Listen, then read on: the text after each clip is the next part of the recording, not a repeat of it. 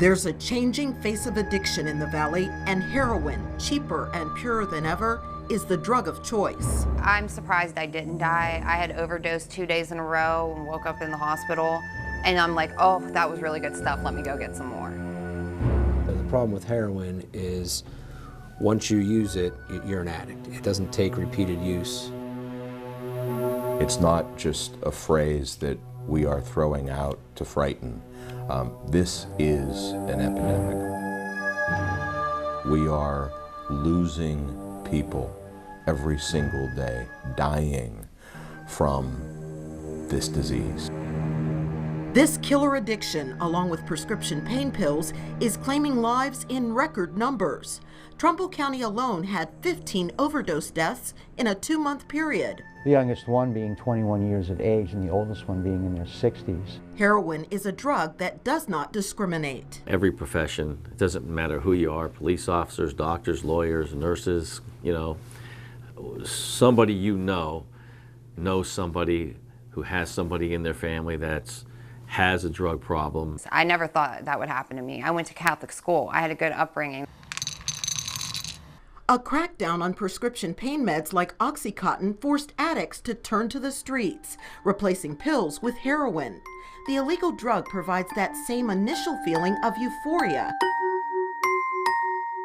and is cheaper and more easily accessible on the streets. A hit of heroin can cost as little as $10.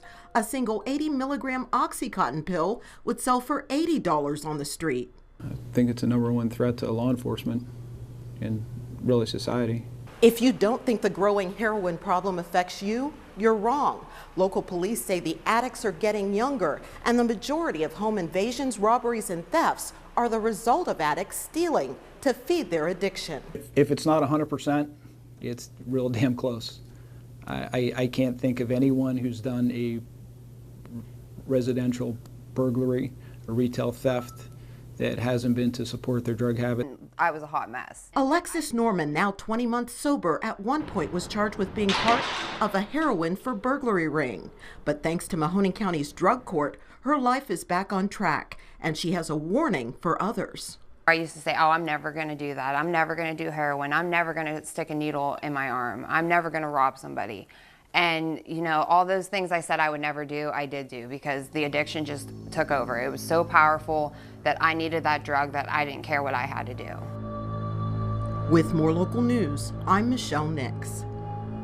A disturbing number in the new war on drugs. It has reached epidemic proportions. 3.5% of 11th grade students surveyed in Mahoning County admit they've used heroin in April 2012. In part 2 of her special report, Michelle Nix explores the heroin epidemic and what's being done to combat it.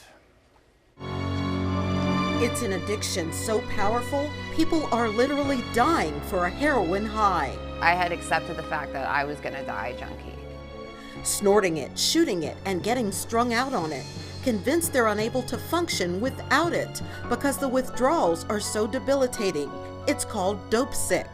It felt like I had the flu, but it wasn't. It was 10 times worse than the flu. It would not go away. I wasn't just sick. It wouldn't go away until I got my next drug.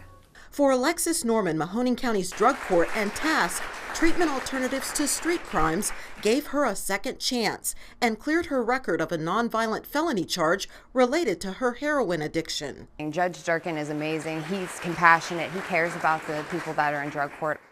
There's a lot of people at task that saved my life the first time and this time, and I'm so grateful for them.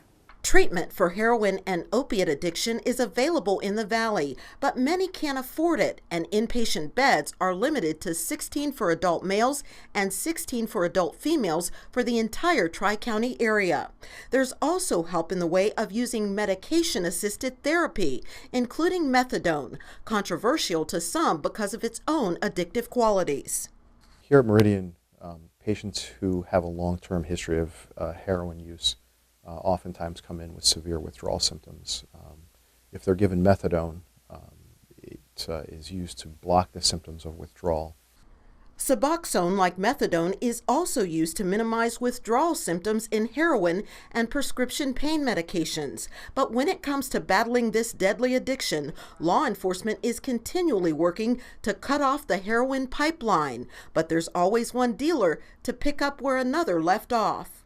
So prosecutors are now taking the unusual step to prosecute those responsible for heroin deaths. By going after drug dealers who are supplying the drugs that lead to overdoses, we've had some success. I know Trumbull County's following our lead in doing the same. But one thing is clear, we can't arrest our way out of the problem. That's why education and prevention could be a lifeline. Educate young kids not to be afraid, but to be aware of what can happen, what will happen. With more local news, I'm Michelle Nix.